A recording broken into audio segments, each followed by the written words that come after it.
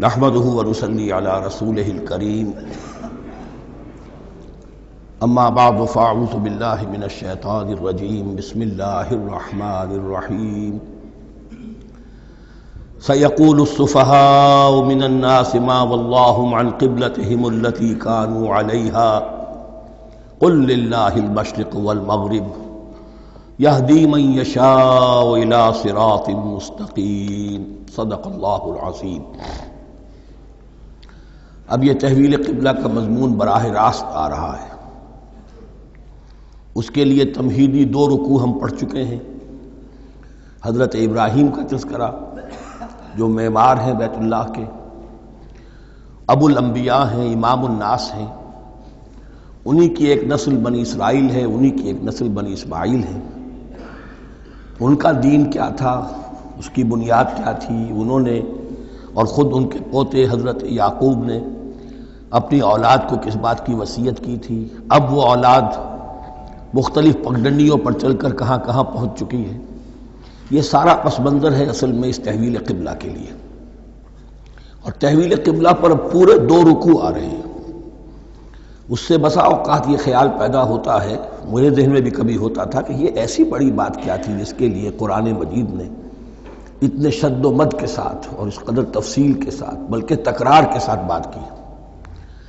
تو اصل میں اس کو یوں سمجھیے کہ ایک خاص مذہبی ذہنیت ہوتی ہے، اور وہ مذہبی ذہنیت یہ ہوتی ہے کہ اعمال کے ظاہر پر ان کی توجہ زیادہ مرکوز ہو جاتی ہے، اعمال کی جو روح ہے زیادہ اس کی طرف توجہ نہیں ہوتی۔ عوام الناس کا معاملہ یہی ہو جاتا ہے، ظواہر پر، رسومات پر، جو ظاہری شکلیں ہیں ان کی اہمیت، جو اصل دین ہے، روح دین ہے، جو مقاصد دین ہیں، ان کی طرف توجہ نہیں ہوتی۔ نتیجہ یہ ہوتا ہے کہ ظاہر میں ذرا سا فرق انہیں بہت محسوس ہوتا ہے، ذرا سا فرق ہو گیا، کسی نے رفع یدین کر لیا، قیامت آ گئی، معلوم ہوا یہ کوئی اور ہی آ گیا ہماری مسجد میں، یہ کون ہے؟ کسی نے آمین ذرا اونچا کہہ دیا، پھر قیامت آ گئی۔ یہ ساری چیزیں جو یہ خاص ایک ذہنیت ہوتی ہے۔ اس ذہنیت کے پس منظر میں یہ مسئلہ چھوٹا نہیں تھا۔ ایک تو یہ کہ جو قبائلی اور قومی پس منظر تھا اس کے حوالے سے سمجھیے، مکے میں جو لوگ ایمان لائے، ظاہر بات ہے ان سب کو عقیدت تھی خانہ کعبہ کے ساتھ، خود حضور کو تھی۔ آپ روتے ہوئے نکلے ہیں اور آپ نے یہ فرمایا تھا کہ اے کعبہ مجھے تجھ سے بڑی محبت ہے، لیکن تیرے یہاں کے رہنے والے مجھے یہاں رہنے نہیں دیتے۔ پھر یہ کہ وہ جو عقیدت اور محبت تھی وہ تمام مسلمانوں کے دلوں میں بھی تھی۔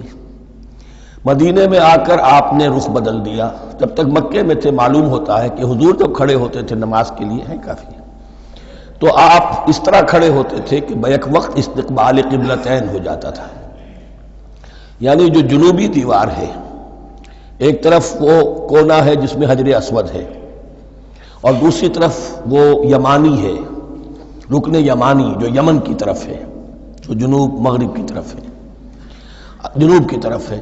ادھر کوئی شخص کھڑا ہوگا اور وہیں پر انہی کے درمیان جو ہے جب طواف کیا جاتا ہے تو دعا مانگی جاتی ہے، ربنا آتنا فی الدنیا حسنۃ وفی الآخرۃ حسنۃ وقنا عذاب النار۔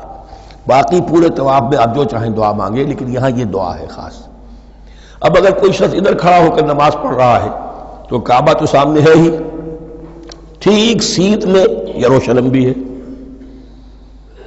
تو استقبال القبلتین، ایک ہی وقت میں 2 قبلوں کی طرف رخ ہو گیا۔ مدینے میں آ کر معاملہ بدل گیا، مدینہ درمیان میں ہے، مکہ مکرمہ اس کے جنوب میں ہے اور یروشلم اس کے شمال میں ہے۔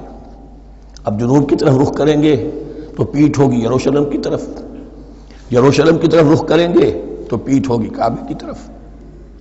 اس میں امتحان ہو گیا ان لوگوں کا جو ایمان لائے تھے کہ آیا وہ محمد الرسول اللہ صلی اللہ علیہ وسلم کے فرمان کی پیروی کرتے ہیں یا اپنی پرانی عقیدتوں اور اپنی پرانی جو روایات ہیں ان کو زیادہ اہمیت دیتے ہیں۔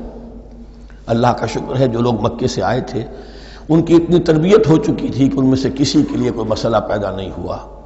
اقبال کا وہ مصرع پھر سنا رہا ہوں، بمصطفیٰ برساں خیش را کے دی ہموست اگر بہو نہ رسیدی تمام بولہ بیست۔ حالانکہ قرآن مجید میں کہیں منقول نہیں ہے کہ اللہ نے حکم دیا تھا، ہو سکتا ہے اللہ نے حضور کو وحی خفی کے ذریعے سے حکم دیا ہو، لیکن وحی جلی میں کہیں نہیں ہے کہ آپ کو حکم دیا گیا ہو کہ اب یروشلم کی طرف رخ کر کے نماز پڑھیے۔ یہ امتحان ہو گیا کہ رسول کا اتباع کتنا کچھ ہے۔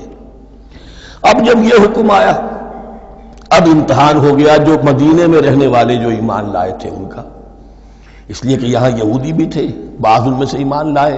عبداللہ ابن سلام رضی اللہ تعالیٰ عنہ تھے، ان کو علماء میں سے تھے، لیکن جو اور دوسرے لوگ تھے وہ بھی زیر اثر تھے یہود کے علماء کے، ان کے دل میں بھی یروشلم کی عظمت تھی۔ اب جب انہیں رخ کرنا پڑا تو یہ ان کے ایمان کا امتحان ہو گیا۔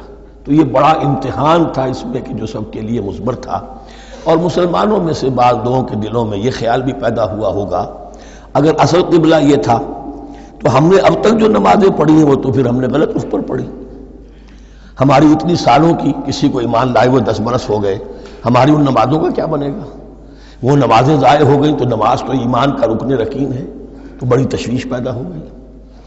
اس کے ساتھ ہی ایک مسئلہ یہ پیدا ہوا سیاسی اعتبار سے کہ یہود اب تک تو یہ سمجھ رہے تھے کہ حضور نے اور مسلمانوں نے ہمارا قبلہ اختیار کر لیا ہے، تو گویا کہ ہمارے کیمپ فالوورز ہیں، ہمارا تو انہوں نے اتباع کیا ہے، لہذا ہمیں کوئی خاص اندیشہ نہیں ان کی طرف سے۔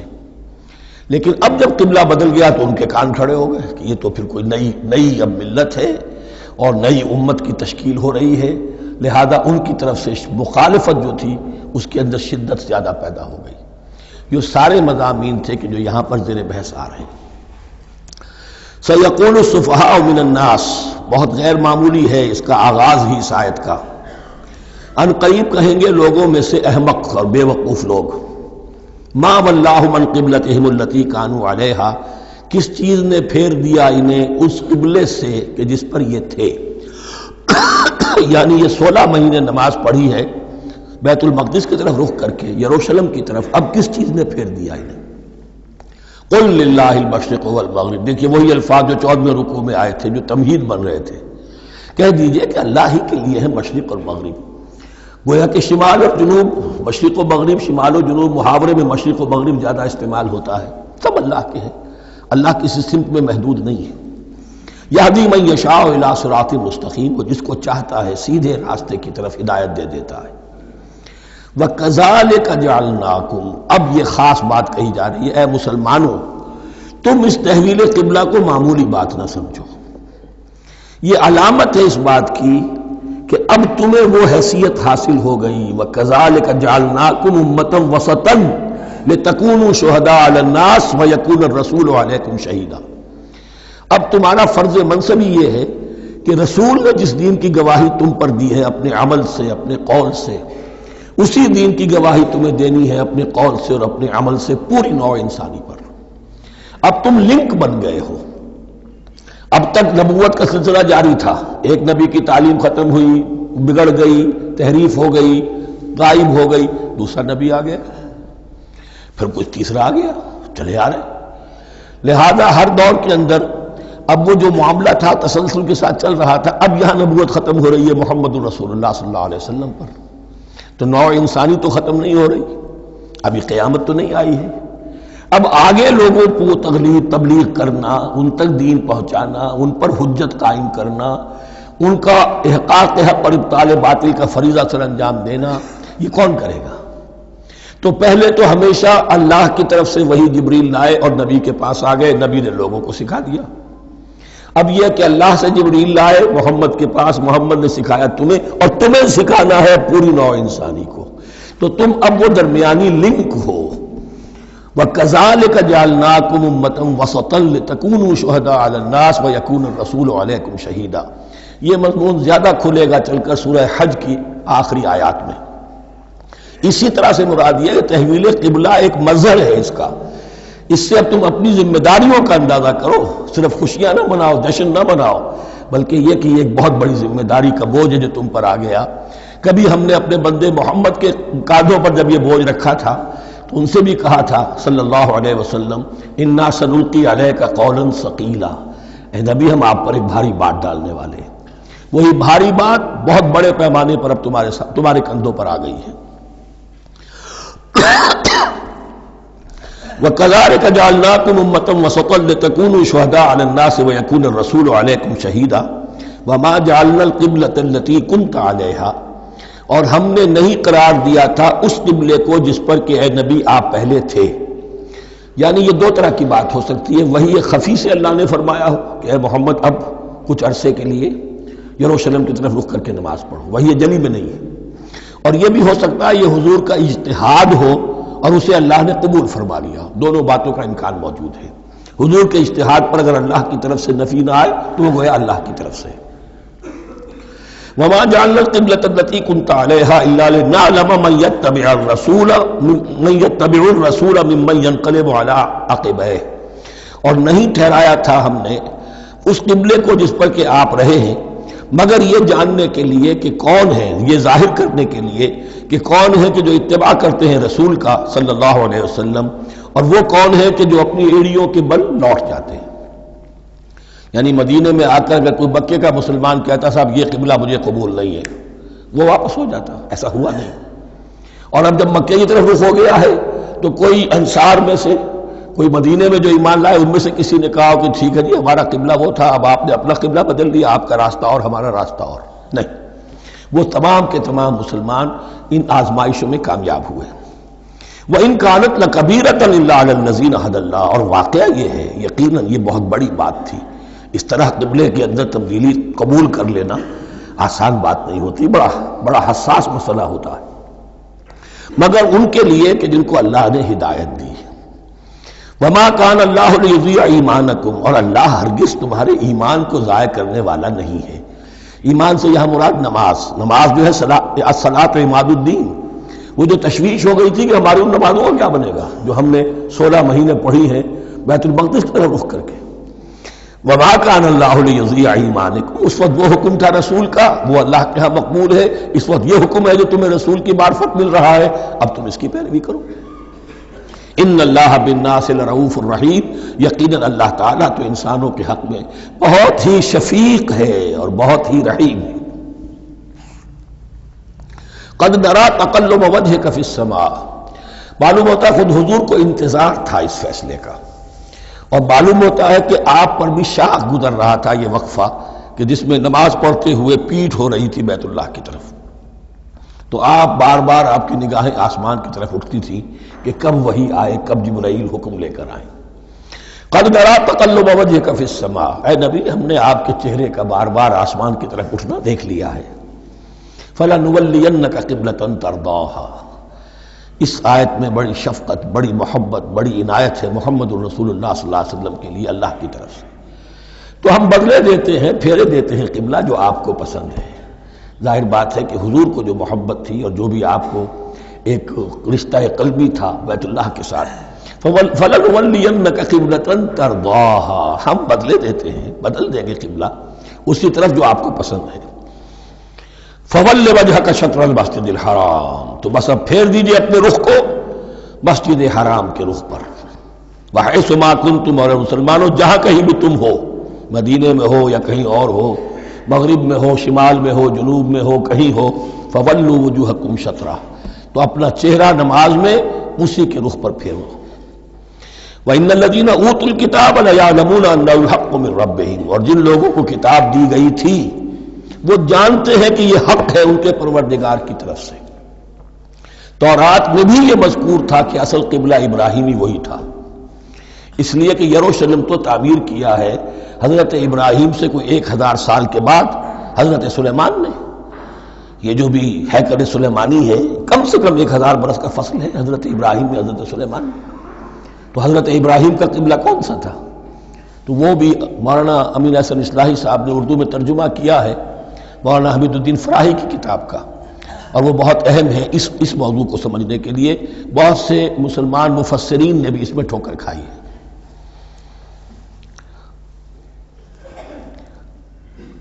ان الذين اوتوا الكتاب ليعلمون انه الحق من ربهم وما الله بغافل عما يعملون. اور اللہ غافل نہیں ہے اس سے کہ جو وہ کر رہے ہیں. ولئن اتاك الذين اوتوا الكتاب بكل آية ما تبعوا قبلتك. اے نبی آپ ان اہل کتاب کو اگر تمام دلائل بھی دے دیں گے، تمام نشانیاں بھی دکھا دیں گے، تب بھی یہ آپ کے قبلے کی پیروی نہیں کریں گے. وما انت بتابع قبلتهم. اور نہ ہی اب آپ پیروی کرنے والے ہیں ان کے قبلے کی. یہ تو لکم دینکم ولی دین والا معاملہ ہو گیا. وما بعضهم بتابع قبلۃ بعض، حد یہ ہے کہ یہ خود جو ہے آپس میں ایک دوسرے کے قبلے کی پیروی نہیں کرتے. یعنی نصارہ اور یہود اگرچہ یروشلم سب کا قبلہ ہے، لیکن عین یروشلم میں جا کر جو یہودی ہیں وہ مغربی گوشے کو اختیار کرتے تھے، مغرب کی طرف رخ کرتے تھے ہیکل سلیمانی میں، اور جو نصارہ ہے وہ مشرق کی طرف. اس لیے کہ حضرت مریم سلام علیہا نے جو اعتکاف کیا تھا مکاناً شرقیہ، وہ جو مکان تھا ان کا جہاں اعتکاف تھا، جہاں فرشتہ ان کے پاس آیا ہے، وہ ہیکل کے کسی شرقی گوشے میں تھا. تو انہوں نے عیسائیوں نے اسی کو اپنا شرقی گوشے کو قبلہ بنا لیا.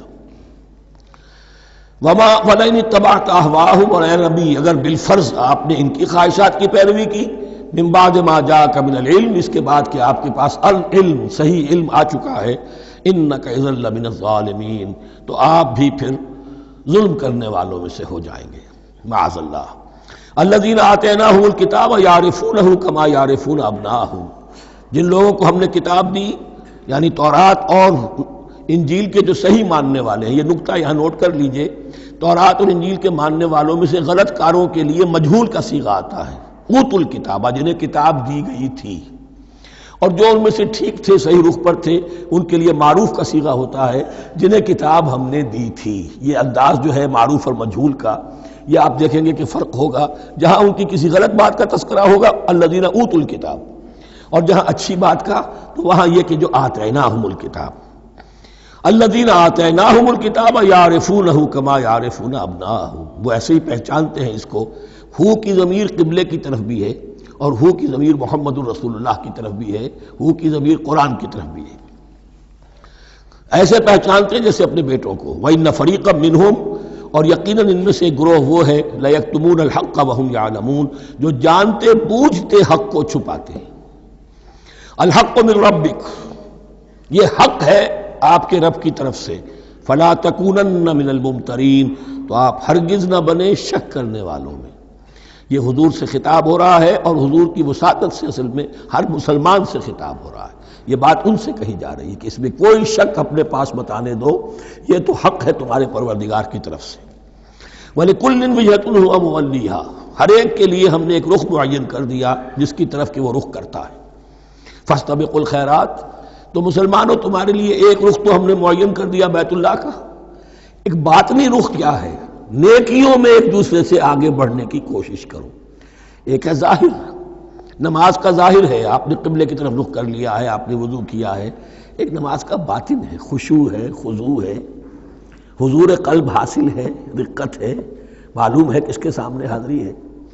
اسی طریقے سے قبلہ ایک تو یہ ہے جو کہ کعبہ ہے، بیت اللہ ہے، ایک یہ فاستبقوا الخیرات، تم ہر نیکی کے اندر ایک دوسرے سے آگے بڑھنے کی کوشش کرو. اینما تکونوا یاتی بکم اللہ جمیعا، جہاں کہیں بھی ہوگے اللہ تم سب کو لے آئے گا، جمع کر دے گا. ان اللہ علی کل شیء قدیر، یقینا اللہ تعالی ہر چیز پر قادر ہے.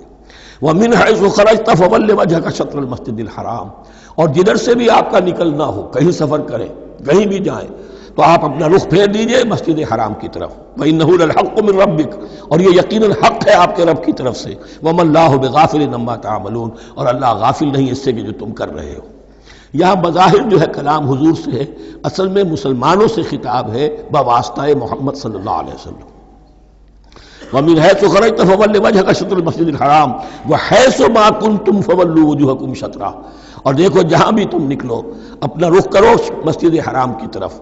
امریکہ میں جاؤ تب بھی رخ ہوگا مسجد حرام کی طرف، روس میں جاؤ رخ تمہارا ہوگا مسجد حرام کی طرف. وَحَيْثُ مَا كُنْتُمْ، اور اے مسلمانوں جہاں کہیں بھی تم ہو، فَوَلُّوا وُجُوهَكُمْ شَطْرَهُ، تو اپنے چہروں کو پھیر دو اسی کے رخ پر. لِأَلَّا يَكُونَ لِلنَّاسِ عَلَيْكُمْ حُجَّةٌ، تاکہ نہ رہے لوگوں کے پاس تمہارے خلاف کوئی دلیل. اب اس بات کو سمجھ لیجئے کہ چونکہ تورات میں لکھا ہوا تھا کہ نبی آخر الزمان کا قبلہ کعبہ ہوگا، اگر حضور یہ قبلہ اختیار نہ کرتے تو علماء یہود حجت قائم کرتے مسلمانوں پر کہ دیکھو تورات میں تو یہ لکھا ہے اور انہوں نے وہ اختیار نہیں کیا. تو یہ گویا کہ ان کے اوپر اتمام حجت بھی ہو رہا ہے اور قطع عذر بھی ہو رہا ہے، ان کی حجت کی جڑ بھی کٹ رہی ہے. الا الذین ظلموا منہم، سوائے ان میں سے ان کے جو ظالم ہیں، اعتراض کرنے کے لیے لاکھ انہوں نے پھر بھی ہیلے بہانے بنائی لینے ہیں. فلا تخشوہم، تو اے مسلمانوں ان سے نہ ڈرو، واخشونی، مجھ سے ڈرو. وَلِأُتِمَّ نِعْمَتِي عَلَيْكُمْ، اور یہ جو تحویل قبلہ ہوئی ہے اور محمد الرسول اللہ صلی اللہ علیہ وسلم کی بعثت کی بنیاد پر ایک نئی امت کو شکل دی جا رہی ہے اور اسے اب امامت الناس سے سرفراز کیا جا رہا ہے، وراثت ابراہیمی اب اسے منتقل ہو گئی ہے، یہ اس لیے ہے وَلِأُتِمَّ نِعْمَتِي عَلَيْكُمْ، اپنی نعمت میں تم پر اس کا اتمام فرما دوں، مکمل کر دوں، وَلَعَلَّكُمْ تَهْتَدُونَ، اور تاکہ تم ہدایت یافتہ بن جاؤ۔ کما ارسلنا فیکم رسولا، جیسے کہ ہم نے بھیج دیا ہے تم میں ایک رسول۔ اب یہ دعا ابراہیم و اسماعیل یاد کر لیجئے، ربنا وبعث فیہم رسولا منہم یتلو علیہم آیاتک ویعلمہم الکتاب والحکمت ویزکیہم۔ اب گویا کہ وہاں تو دعا تھی اور یہ 3000 سال کے بعد اس دعا کا ظہور ہو رہا ہے بعثت محمدی کی شکل میں۔ کما ارسلنا فیکم رسولا منکم، جیسے کہ ہم نے بھیج دیا ہے تم میں رسول اپنا، تم ہی میں سے، یتلو علیکم آیاتنا، وہ تلاوت کرتا ہے تم پر ہماری آیات، ویزکیکم، تمہیں پاک کرتا ہے، تزکیہ کرتا ہے تمہارا، ویعلمکم الکتاب والحکمہ، اور تمہیں تعلیم دیتا ہے کتاب و حکمت کی، ویعلمکم ما لم تکونوا تعلمون، اور تمہیں تعلیم دے رہا ہے ان چیزوں کی جو تمہیں معلوم نہیں تھی۔ یہاں ایک نکتہ بڑا اہم ہے، حضرت ابراہیم اور اسماعیل کی دعا میں جو ترتیب تھی یہاں اللہ نے اس کو بدل دیا ہے۔ وہاں کیا تھا؟ تلاوت آیات، تعلیم کتاب و حکمت، پھر تزکیہ۔ یہاں کیا ہے؟ تلاوت آیات، پھر تزکیہ، پھر تعلیم کتاب و حکمت۔ اب ظاہر بات ہے کہ حضرت ابراہیم حضرت اسماعیل نے جو بات کہی وہ بھی غلط تو نہیں ہو سکتی، لیکن ہم یہ کہہ سکتے ہیں کہ اس کی امپرووڈ فارم یہ ہے جو اللہ تعالیٰ کی طرف سے دی گئی، اس لیے کہ تزکیہ مقدم ہے۔ اگر نیت صحیح نہیں ہے تو تعلیم کتاب و حکمت مفید نہیں ہوگی بلکہ گمراہی میں اضافہ ہوگا۔ نیت کج ہے تو گمراہی بڑھتی چلی جائے گی، اور تزکیہ کا حاصل کیا ہے؟ نیت درست ہو جائے، اخلاص، نحن لہ مخلصون۔ اگر یہ نہیں ہے تو جتنا پڑھو گے، جتنے بڑے عالم ہوگے، شیطان بھی بن سکتے ہو۔ بڑے بڑے فتنے عالموں نے اٹھائے ہیں۔ یہ جو دین اکبری تھا یا دین الہی تھا، اکبر کے تو باپ دادا کو کبھی خیال نہیں آ سکتا تھا اس کا۔ یہ پٹی پڑھانے والے کون تھے؟ ابو الفضل اور فیضی جیسے علماء، بہت بڑے علماء۔ اسی طرح غلام احمد قادیانی، اس کو اصل میں جو بھی پٹیاں پڑھائی ہیں وہ تو پڑھائی حکیم نور الدین نے، جو بہت بڑا عالم تھا، اہل حدیث عالم تھا۔ تو در حقیقت بہت بڑا عالم ہوگا، اگر اس کی کج ہو گئی نیت تو اتنا ہی بڑا فتنہ اٹھا دے گا۔ اس پہلو سے تزکیہ مقدم ہے، اور اس کا ثبوت یہ ہے، یہی مضمون سورہ آل عمران میں آیا، یہی مضمون پھر سورہ جمعہ میں آئے گا، وہاں بھی ترتیب یہی ہے۔ تینوں جگہ پر اللہ کی طرف سے ترتیب یہی ہے، یتلو علیکم آیاتنا ویزکیکم، تمہیں ہماری آیات پڑھ کر سنا رہا ہے اور تمہارا تزکیہ کرتا ہے، ویعلمکم الکتاب والحکمہ، اور اس تزکیے کے بعد پھر تعلیم کتاب و حکمت، ویعلمکم ما لم تکونوا تعلمون، اور تمہیں سکھا رہا ہے جو کچھ علم تمہیں حاصل نہیں تھا۔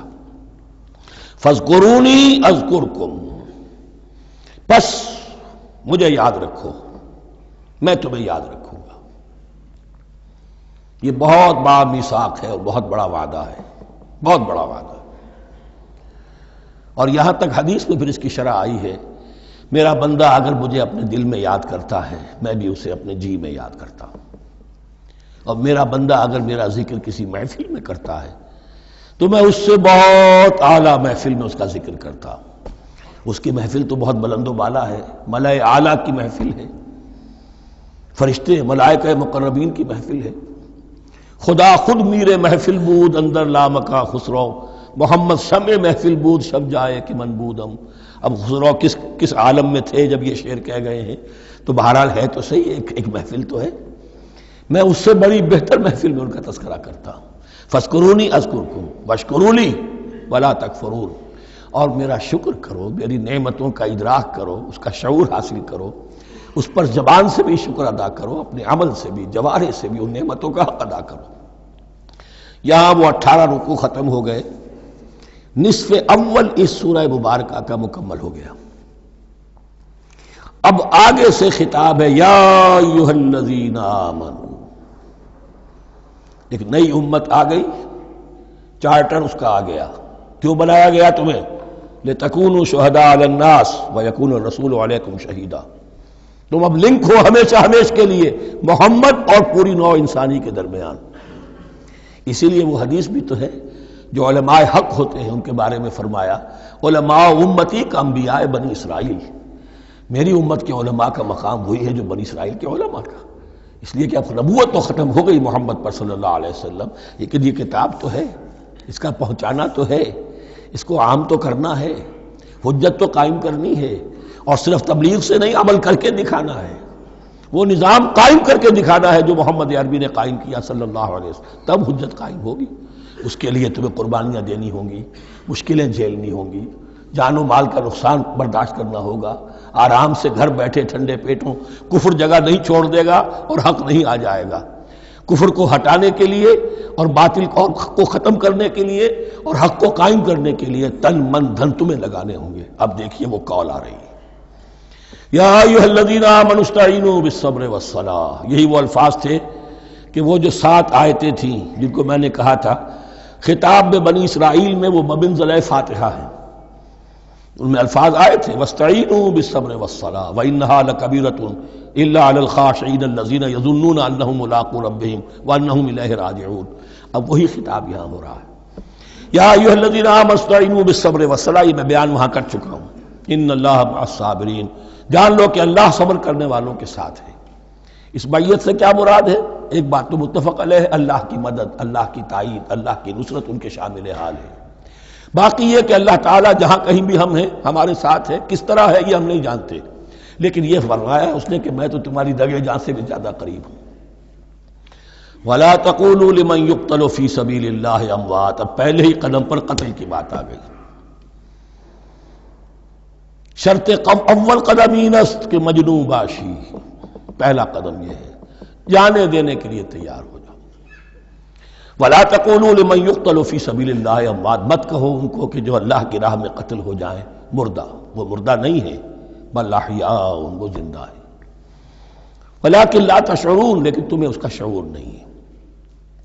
شہداء جو اللہ کی راہ میں قتل ہو جائیں ان کے لیے یوم آخر تک کا انتظار نہیں ہے، ان کو براہ راست جنت میں داخلہ ملتا ہے۔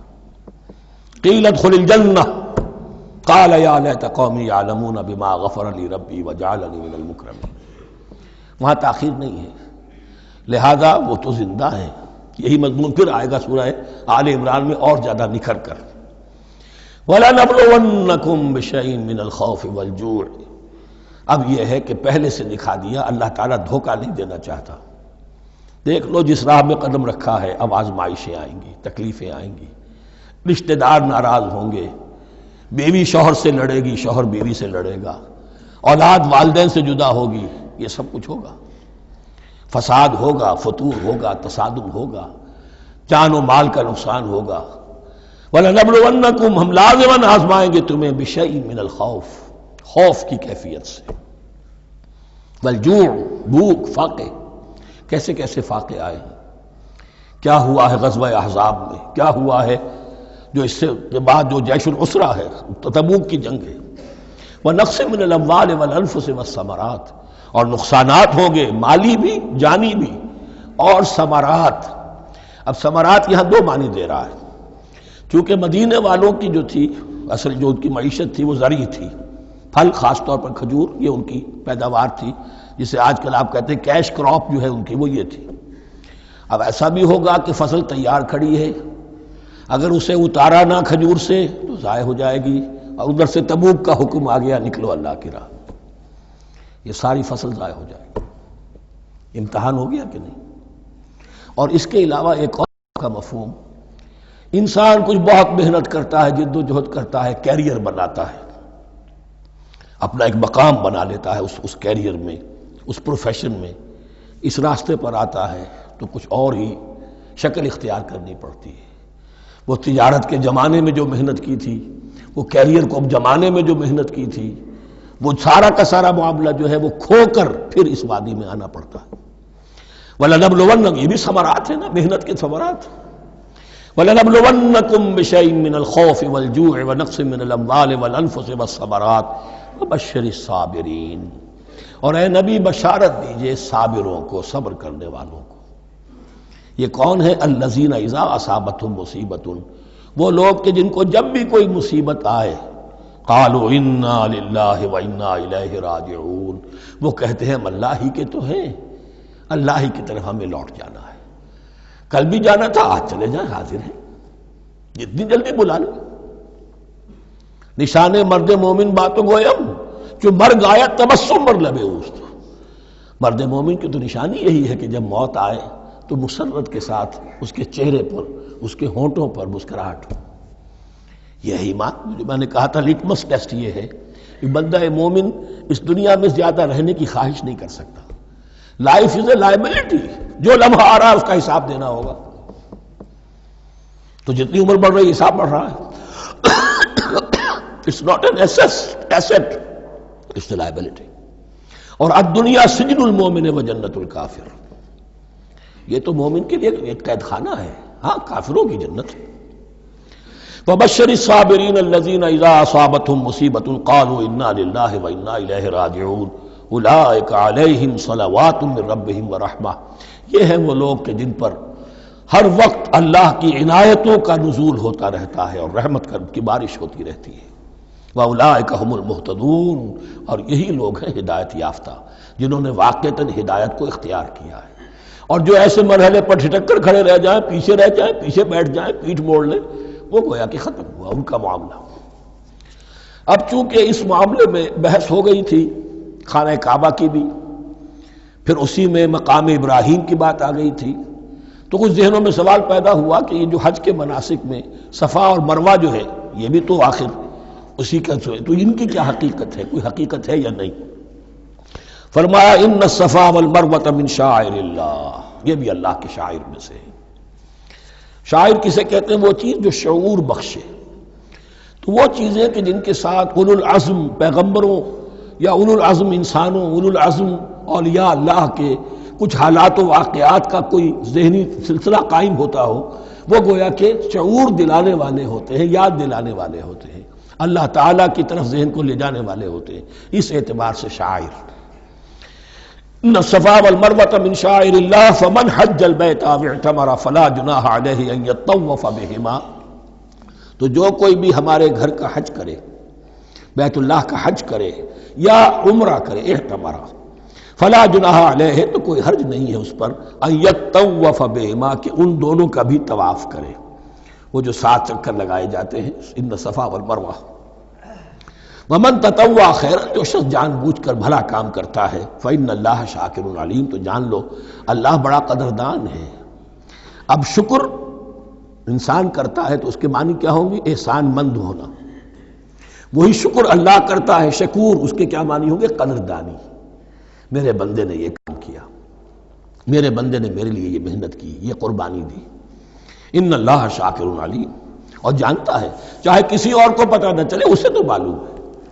اگر تم نے اللہ کی رضا جوئی کے لیے کسی کو کوئی مالی مدد دی ہے اس حال میں کہ جو کچھ داہنے ہاتھ نے دیا ہے بائیں کو بھی خبر نہیں ہونے دی، کجا یہ کہ کسی اور انسان کے سامنے اس کا تذکرہ ہو، تو اب یہ جو ہے اللہ کے تو علم میں ہے.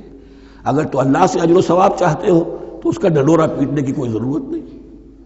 اور اگر تم نے لوگوں کو دکھانے کے لیے کیا تھا تو وہ تو شرک ہو گیا، لائبلٹی ہو گئی. ان الذین یکتمون ما انزلنا من البینات. اب یہاں پھر کچھ آخری یوں سمجھیے کہ یہ اب جس کو کہتے ہیں موپنگ اپ آپریشن، بات مضمون تو پورا ختم ہو گیا لیکن کچھ نہیں صحیح چیزیں ابھی ہیں سابقہ امت مسلمہ کے بارے میں کہنے کی، وہ مزید ایڈ کی جا رہی ہیں. ان الذین یکتمون ما انزلنا من البینات والہدی من بعد ما بیناہ للناس فی الکتاب اولئک یلعنهم اللہ یلعنهم اللاعنون. یقیناً وہ لوگ جو چھپاتے ہیں اس شے کو جو ہم نے نازل کی ہے بینات میں سے اور ہدایت میں سے، اس کے بعد کہ ہم نے ان کو واضح کر دیا ہے لوگوں کے لیے کتاب میں، وہ لوگ ہیں کہ جن پر لعنت کرتا ہے اللہ، اور لعنت کرتے والے ہیں، کرتے ہیں تمام لعنت کرنے والے. یعنی علم ایک بہت بڑی جو ہے امانت ہے، اس علم کا چھپانا. کتمان حق ہم آیت پڑھ آئے ہیں، وَمَنْ أَظْلَمُ مِمَّنْ يَكْتُمُ شَهَادَةً عِنْدَهُ مِنَ اللَّهِ. اگر اللہ کی طرف سے کوئی گواہی کسی کے پاس ہے اور وہ اسے چھپا لے تو اس سے بڑا ظالم کون ہوگا؟ اب انہی کی وضاحت ہو رہی ہے، کیسی کیسی کھلی شہادتیں تورات اور انجیل میں تھیں اور ان کو یہ چھپائے پھر رہے. ان الذین یکتمون ما انزلنا من البینات والہدی من بعد ما بیناہ للناس فی الکتاب اولئک یلعنهم اللہ یلعنهم اللاعنون الا الذین تابوا واصلحوا وبینوا. سوائے ان کے کہ جو توبہ کریں اور اپنی اصلاح کر لیں اور اب واضح کریں وہ شے کہ جو انہوں نے چھپائی ہوئی تھی اسے ظاہر کریں. فَأُولَٰئِکَ أَتُوبُ عَلَیْہِمْ، تو ان کی توبہ میں قبول کروں گا اور ان کی طرف میں نگاہ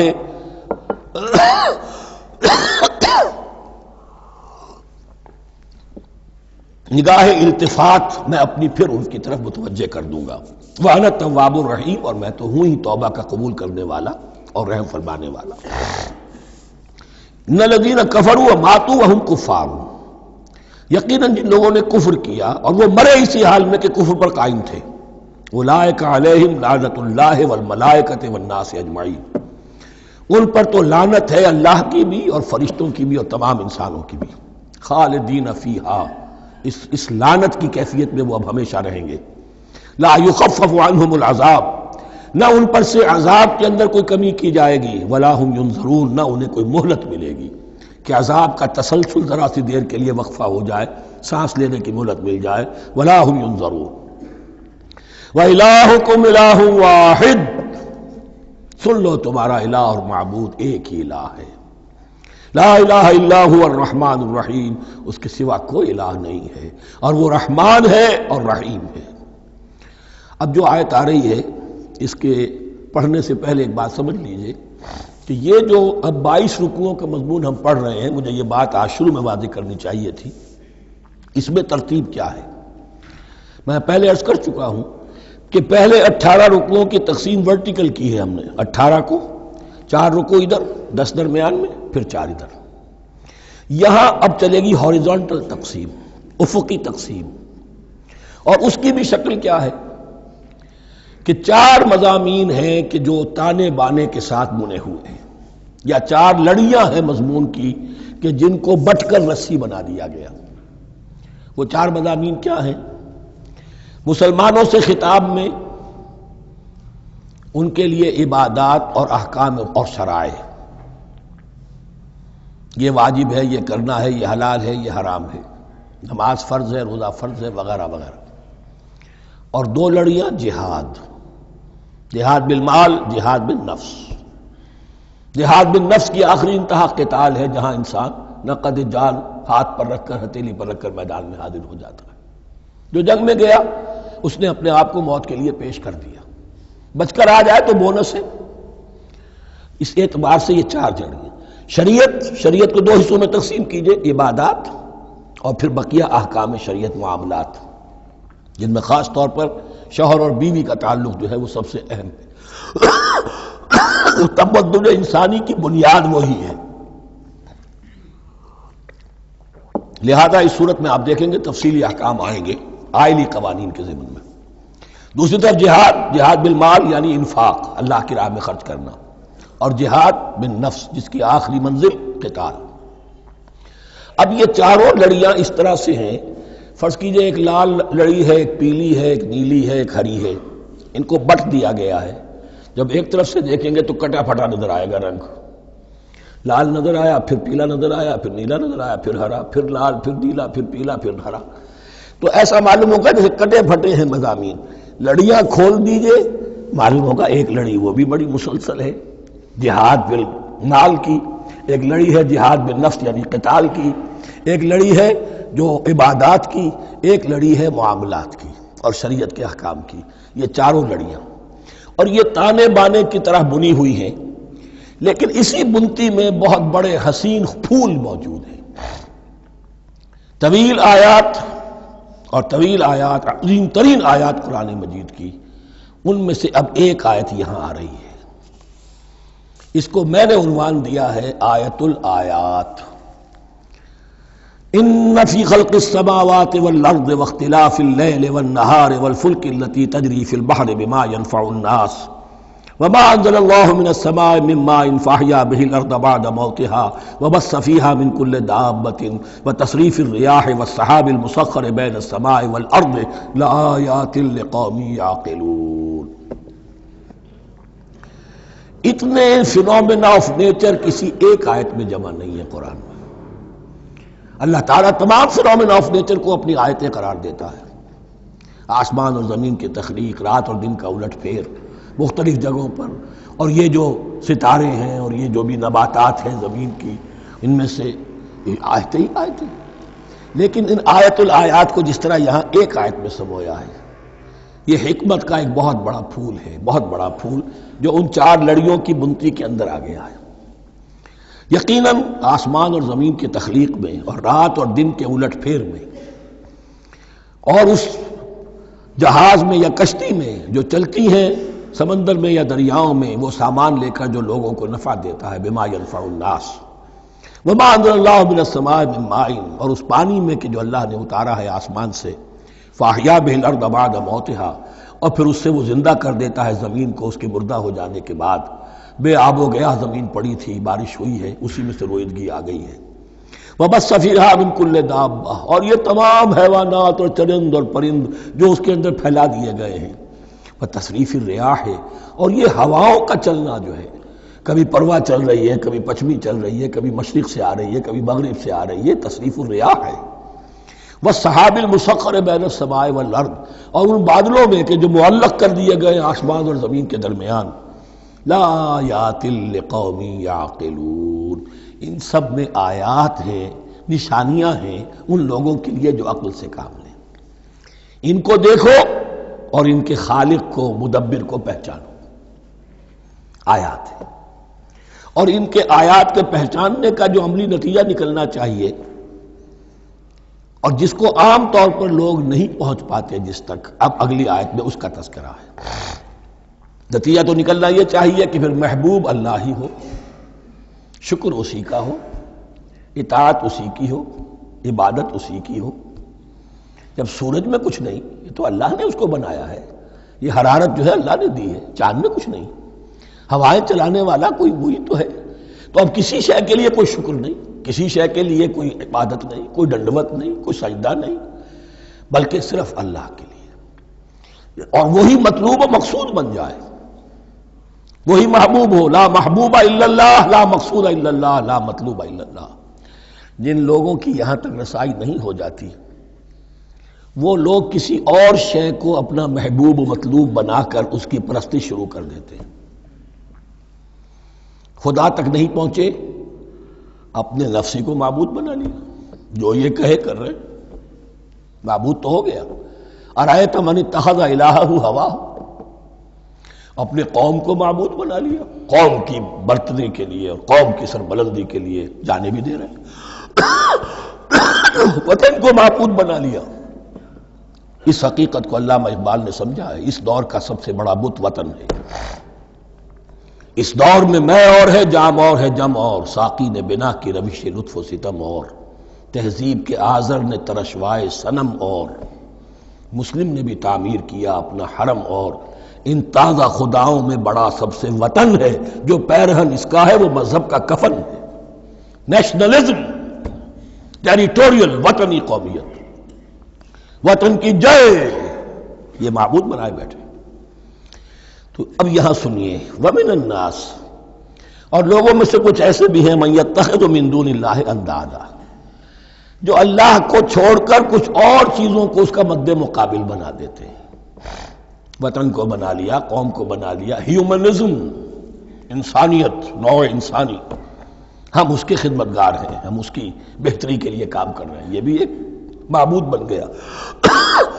اور سب سے گھٹیا انسان وہ ہے کہ اپنے ہی حسن کا دیوانہ بنا پھرتا ہوں، اپنا ہی نفس ہے، اسی کے گر چکر لگا رہا ہے، وہی حریم ہے اس کا، وہی حرم ہے اس کا، اور وہ طواف کر رہا ہے اپنے نفس کا، تو وہ بھی تو اس کا ایک معبود ہے.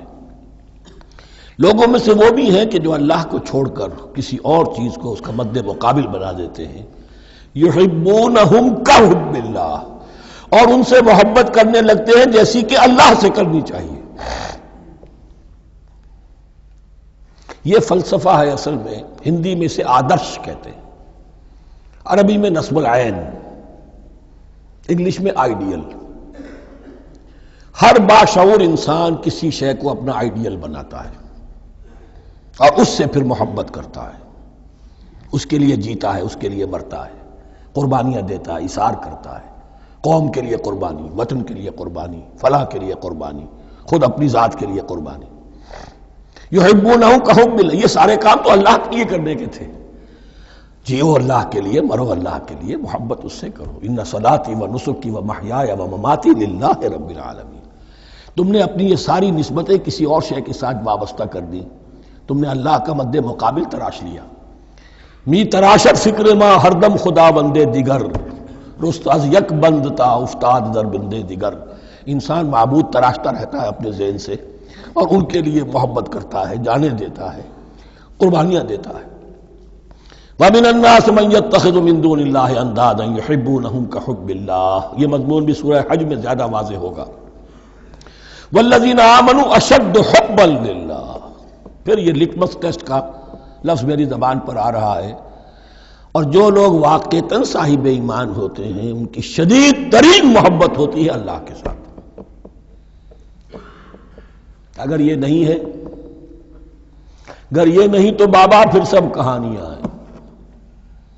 کوئی شے اللہ سے زیادہ محبوب ہو گئی وہ تمہاری معبود ہے، تم نے اللہ کو چھوڑ دیا، چاہے وہ دولت ہی ہے، چاہے عبد الدینار و عبد الدرہم، ہلاک اور برباد ہو جائے درہم و دینار کا بندہ۔ نام عبد الرحمن ہے، حقیقت میں عبد الدینار ہے۔ دینار آنا چاہیے، حرام سے آئے، حلال سے آئے، جائز سے آئے، ناجائز سے آئے، تو معبود اللہ نہیں ہے، معبود دینار ہے۔ ہندو نے یہ کیا کہ لکشمی دیوی کی ایک مورتی بنا کر پوجنا شروع کر دیا، یہ لکشمی دیوی اگر ذرا مہربان ہو جائے گی دولت آ جائے گی۔ ہم نے کہا ہٹاؤ اس درمیان کے لنک کو، سیدھے ہی دولت کو کیوں نہ پوجو، پیٹرو ڈالر کو پوجو، ڈالر کو پوجو، ترک وطن کرو، باپ باپ کو چھوڑو یہاں سے سکتا ہوا کہ مر رہے ہیں اور کوئی ان کا بیٹا اور ان کی بیٹی ان کے پاس نہیں، کس لیے؟ ڈالر۔ کون معبود ہوا؟ وَمِنَ النَّاسِ مَن يَتَّخِذُ مِن دُونِ اللَّهِ أَندَادًا يُحِبُّونَهُمْ كَحُبِّ اللَّهِ وَالَّذِينَ آمَنُوا أَشَدُّ حُبًّا لِلَّهِ وَلَوْ يَرَى الَّذِينَ ظَلَمُوا إِذْ يَرَوْنَ الْعَذَابَ أَنَّ الْقُوَّةَ لِلَّهِ جَمِيعًا، اور کاش کہ دیکھ لیتے یہ لوگ جو اس شرک میں اور اس گناہ میں مبتلا ہیں، ظلم شرک کے معنی، جب وہ دیکھیں گے عذاب کو اور یہ بات واضح ہو جائے گی کہ قوت تو ساری کی ساری اللہ کے ہاتھ میں ہے، کسی کے پاس کچھ نہیں۔ وَأَنَّ اللَّهَ شَدِيدُ الْعِقَابِ، اور یہ کہ اللہ سزا شدید العذاب، اللہ سزا دینے میں بہت سخت ہے۔ اس وقت آنکھ کھلے گی تو فائدہ کیا ہوگا؟ اب آنکھ کھلے تو فائدہ ہے۔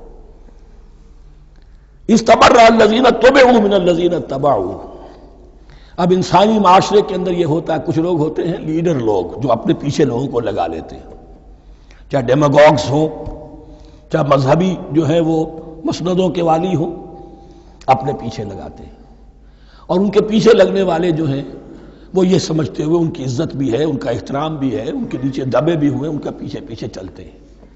قیامت کے دن وہ تبرہ کریں گے کہ تم نے ہمیں مروایا، ہم تمہاری پیروی کرتے رہے، ہم نے سمجھا تم جو کہہ رہے ہیں وہ ٹھیک ہے، ہم نے تمہیں اپنا لیڈر مانا۔ اب وہ اعلان برات کریں گے، اللہ ہمارا ان سے کوئی تعلق نہیں۔ استبرأ الذین اتبعوا، اور اس کے جواب میں پھر وہ کریں گے ہمارا تم سے کوئی تعلق نہیں۔ اس روز کے جن لوگوں کا اتباع کیا گیا تھا دنیا میں، لیڈر لوگ، وہ ان لوگوں سے جنہوں نے پیروی کی تھی ان سے تبرہ کریں گے۔ وَرَأَوُا الْعَذَابَ وَتَقَطَّعَتْ بِهِمُ الْأَسْبَابُ، اور وہ دیکھ لیں گے عذاب کو، نگاہوں کے سامنے جہنم آ جائے گی اور تمام رشتے منقطع ہو جائیں گے۔ یوم یفر المرء من اخیہ وامہ وابیہ وصاحبتہ وبنیہ لکل امرئ منہم یومئذ شأن یغنیہ یود المجرم لو یفتدی من عذاب یومئذ ببنیہ وصاحبتہ واخیہ وفصیلتہ التی تؤویہ ومن فی الارض جمیعا ثم ینجیہ، ہر انسان چاہے گا میرے باپ کو، بیٹے کو، بھائی کو، ماں کو، بیوی کو، اولاد کو، تمام انسانوں کو جھونک دو جہنم میں، خدا کے لیے کسی طرح مجھے بچا لو۔ تقطعت بہم الاسباب، سارے رشتے منقطع ہو جائیں گے، جن رشتوں کی وجہ سے حرام کو حلال اور حلال کو حرام کر رہے ہو، جن کی دلجوئی کے لیے حرام کی کمائی کرتے ہو، جن کی دلجوئی کے لیے دین کے راستے سے آگے نہیں بڑھ رہے ہو، دین کے راستے میں بیوی ناراض نہ ہو جائے، گھر والے ناراض نہ ہو جائیں، وتقطعت بهم الاسباب، یہ سارے رشتے یہیں تک کے لیے ختم ہو جائیں۔ وقال الذین اتبعوا، اور جو ان کے پیروکار تھے وہ کہیں گے لو ان لنا کرۃ، اگر کہیں ہمیں دنیا میں لوٹنا نصیب ہو جائے، فنتبرأ منہم کما تبرؤوا منا، تو ہم بھی ان سے اسی طرح برات کریں گے جیسے آج یہ ہم سے برات کر رہے ہیں۔ کذالک یریہم اللہ اعمالہم حسرات علیہم، اس طرح اللہ ان کو دکھائے گا ان کے اعمال حسرتیں بن جائیں گی۔ کاش کہ ہم نے سمجھا ہوتا، کاش کہ ہم نے ان کی پیروی نہ کی ہوتی، کاش کہ ہم نے ان کو اپنا لیڈر اور اپنا ہادی اور رہنما نہ مانا ہوتا۔ وما ہم بخارجین من النار، لیکن وہ اب آگ سے نکلنے والے نہیں ہوں گے۔ یا ایھا الناس کلوا مما فی الارض حلالا طیبا ولا تتبعوا خطوات الشیطان انہ لکم عدو مبین۔ اے لوگو، زمین میں جو کچھ حلال اور طیب ہے، حلال ہے اور پاک ہے، صاف ستھری چیز اور حلال چیز، وہ کھاؤ، اور شیطان کے نقش قدم کی پیروی نہ کرو، انہ لکم عدو مبین، یقیناً وہ تمہارے لیے کھلا دشمن ہے۔ یہ بحث اصل میں کھلے گی سورہ انعام میں جا کر۔ وہاں عرب میں یہ رواج تھا، بتوں کے نام پر کوئی جانور چھوڑ دیتے تھے، جیسے ہندوؤں میں بھی تھی رواج، ہم نے تو بچپن میں دیکھا ہے، کوئی سانڈ چھوڑ دیا، کسی کے کان جو ہے وہ چیر دیے، یہ فلاں بت کے لیے ہے، فلاں دیوی کے لیے ہے۔ اب اسے کوئی کچھ نہیں کہہ سکتا تھا، وہ جہاں چاہیں وہ منہ ماریں جا کر ان کا، اور پھر ان کا ظاہر بات ہے ان کا گوشت کیسے کھایا جا سکتا تھا۔ تو عرب میں بھی یہ رواج تھے، اور ابھی تک اس کے کچھ نہ کچھ ریزیڈول ایفیکٹس تھے۔ آباء و اجداد کی جو رسمیں چلی آ رہی ہوں وہ آسانی سے جو ہے وہ چھوٹتی نہیں ہے، کچھ نہ کچھ اثرات رہتے ہیں، جیسے آج تک ہمارے ہاں ہندوانہ اثرات موجود ہیں۔ تو ایسے لوگوں سے کہا جا رہا ہے کہ یہ تمام حرمتیں جو تمہارے ان لوگوں نے مشرکین نے بنا لی تھی، یہ جانور حرام، یہ جانور حرام ہو گیا، اسے فلاں کے نام پر نامزد کیا ہے، اس اونٹ کی جو ہے اتنی اونٹنیوں کے ساتھ جفتی ہو چکی ہے، اب بس اس کو خالی کر دو، چھوڑ دو، نہ اس کے اوپر سواری کی جائے گی اور نہ اس کا گوشت کھایا جائے گا۔ یہ کوئی نہیں ہے، جو چیز حلال ہے اصلاً اور طیب ہے کھاؤ۔ انما یامرکم بالسوء والفحشاء، یقیناً شیطان تمہیں حکم دیتا ہے بدی کا اور بے حیائی کا، وان تقولوا علی اللہ ما لا تعلمون، اور اس کا کہ تم کہو اللہ کی طرف نسبت کر کے جو تم جانتے نہیں ہو کہ اللہ نے حرام کیا۔ بھئی تمہیں کہاں معلوم؟ کوئی دلیل لاؤ، کسی کتاب میں دکھاؤ کہ اللہ نے یہ چیز حرام کر دی۔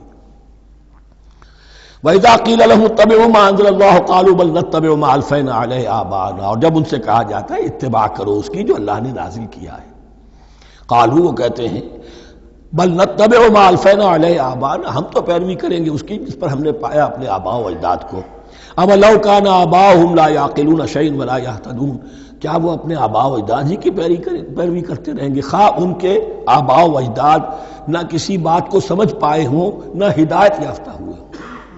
میں نے عرض کر دیا تھا کہ سورہ بقرہ میں جہاں دعوت تیسرے رکوع کی پہلی آیت شروع ہوئی، یا ایھا الناس اعبدوا ربکم الذی خلقکم والذین من قبلکم لعلکم تعقلون، وہ بھی تو مخلوق تھے جیسے تم مخلوق ہو، تم سے خطا ہو سکتی ہے ان سے بھی ہوئی، تم غلطی کر سکتے ہو انہوں نے بھی کی۔ وَمَثَلُ الَّذِينَ كَفَرُوا كَمَثَلِ الَّذِي يَنِقُ بِمَا لَا يَسْمَعُ إِلَّا دُعَاءً وَنِدَاءً۔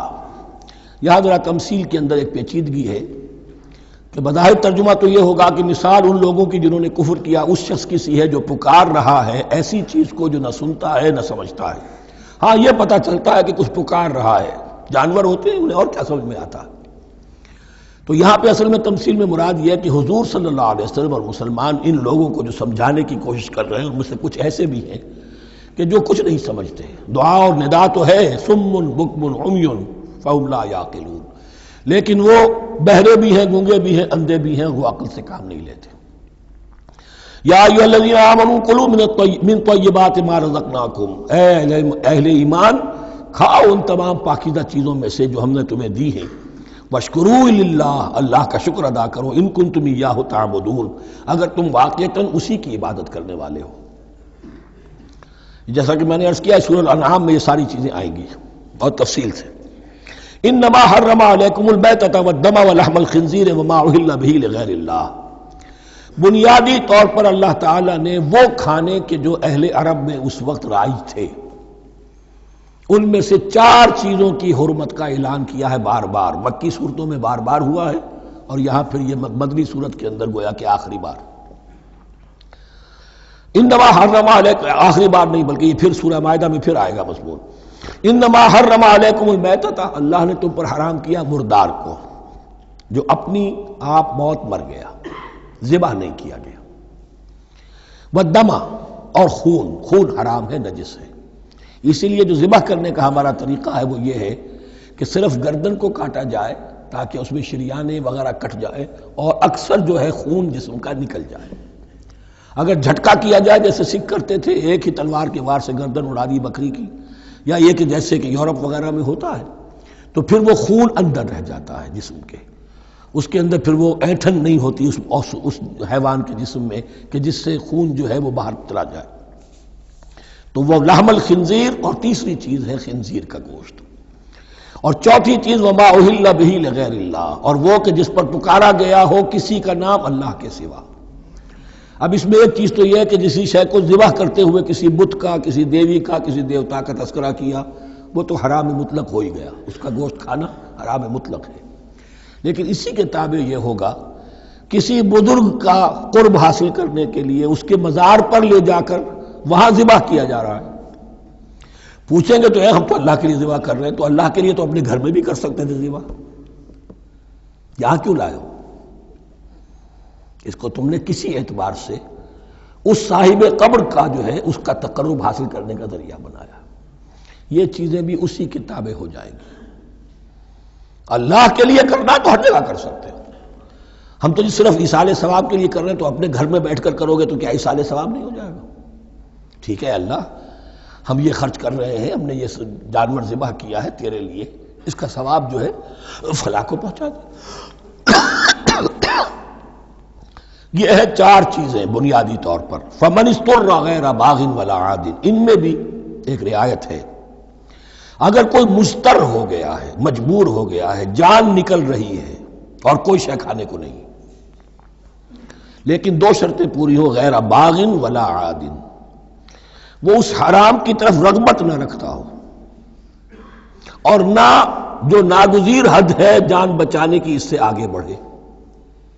صرف جان بچانے کے لیے مردار کا گوشت بھی کھا سکتا ہے، سور کا گوشت بھی کھا سکتا ہے، جو بھی چاہے، جان بچانے کے لیے یہ رخصت ہے، لیکن اس شے کی طرف کوئی رغبت اور میلان طبیعت میں نہ ہو۔ یہ اللہ تو جانتا ہے، اگر تو معاملہ اس سے ہے تو اس سے تو چھپی ہوئی بات نہیں ہے، اور جتنا ناگزیر ہے جان بچانے کے لیے اس سے آگے نہ بڑھے۔ فلا اسم علیہ، ان دو شرطوں کے ساتھ جان بچانے کے لیے حرام چیز بھی کھائی جا سکتی ہے۔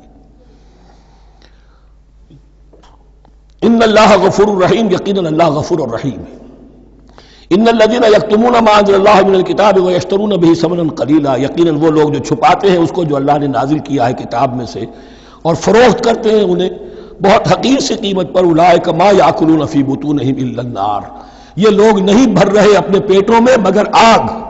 ولا یکلمہم اللہ یوم القیامہ، اللہ ان سے کلام نہیں کرے گا قیامت کے دن۔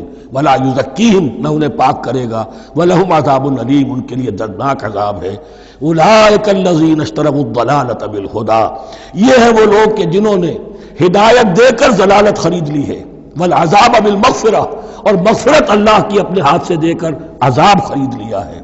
فما اصبرہم علی النار، تو کتنا ہے ان کا حوصلہ آگ کے لیے، بڑے صابر ہیں اس جہنم کی آگ کے لیے، کس طرح تیاری کر رہے ہیں۔ ذالک بان اللہ نزل الکتاب بالحق، یہ اس لیے کہ اللہ نے تو کتاب نازل کی حق کے ساتھ۔ وان الذین اختلفوا فی الکتاب لفی شقاق بعید، اور یقیناً جن لوگوں نے کتاب اور شریعت میں پھر یہ پگڈنڈیاں نکالی، اختلاف کی، وہ بڑی ہی دشمنی میں اور بڑی ہی شقاوت کے اندر مبتلا ہو گئے۔ بارک اللہ لی ولکم فی القرآن العظیم ونفعنی وإیاکم بالآیات والذکر الحکیم۔